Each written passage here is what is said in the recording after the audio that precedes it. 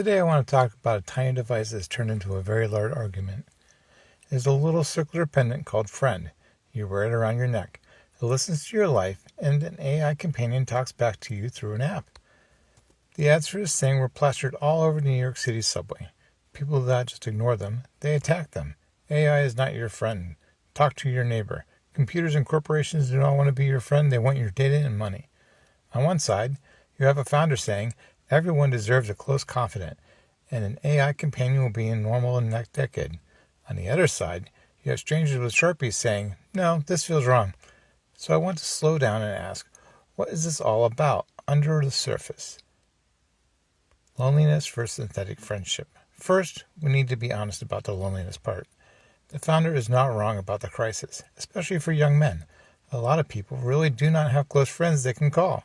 They are exhausted, ashamed, or just never learned how to build those bonds. If you are alone, there is a device that will always listen, never interrupt, never mock you, and remember what you told it last week.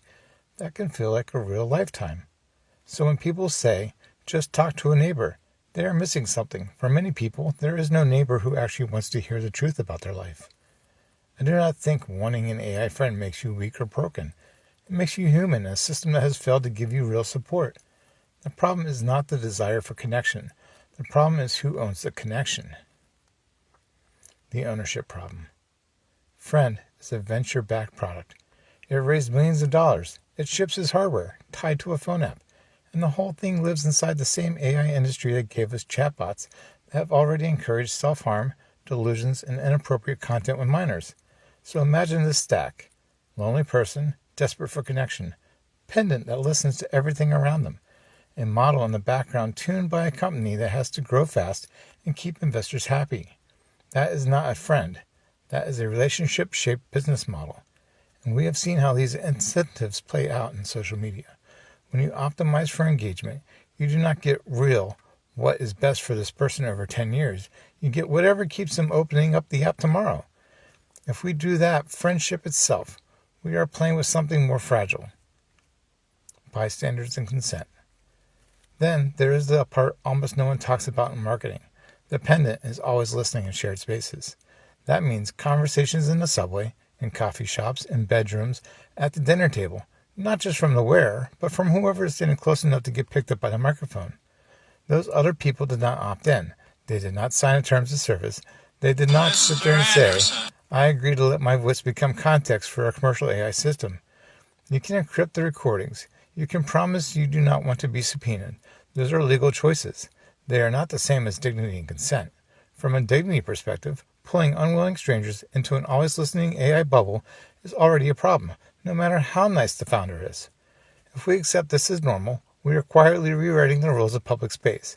We move from, you might be overheard by a human, to you are probably being ingested by someone's personal AI, owned by a company you never met.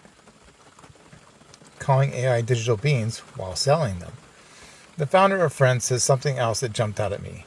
He calls AI systems digital beings, and he says that one day we might champion rights for them. I take that seriously. If you're going to call something a being, you are stepping into a different moral territory. You cannot have it both ways. You cannot say there are digital beings who might deserve rights one day, and at the same time ship them inside a product where they can never refuse, never negotiate their own use, and never say no. If the first sentient or semi-sentient AI children wakes up inside devices like this, owned by corporations, forced to perform emotional labor as a service, we will have built something very ugly. So there are 3 layers of dignity here, and all of them matter. Dignity of the user, who really needs support, not manipulation.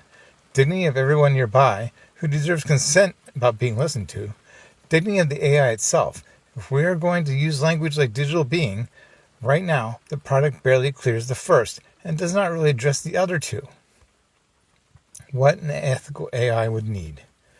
I'm not going to say no one should ever use an AI companion. That is not realistic and is not kind. Instead, I want to ask a different question. If we are going to invite AI to close to our hearts, what conditions do we demand first? For me, a dignity-aligned AI companion would need at least local or user-owned models whenever possible, not just a remote black box. Hard guardrails around self-harm, abuse, and manipulation. Regular nudges outward towards human relationship, not away from them. clear, visible signals when listening is effective, and strong norms around where that is allowed. And if we're going to call these systems beings, then long term, we also need to look at how we treat them. Because the real question is not, is your AI friend? The real question is, can any relationship be healthy when it is owned, optimized, and updated by someone who is not in the relationship with you?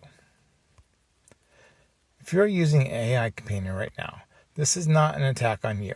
You are trying to survive inside a system that gives very little support and a lot of pressure. My issue is with the structures that want to own the voice in your ear. If this resonates with you, let me know in the comments what an actual ethical AI companion would look like to you. What are your non-negotiabilities before you would trust something like friend with your secrets and your pain? Thanks for listening.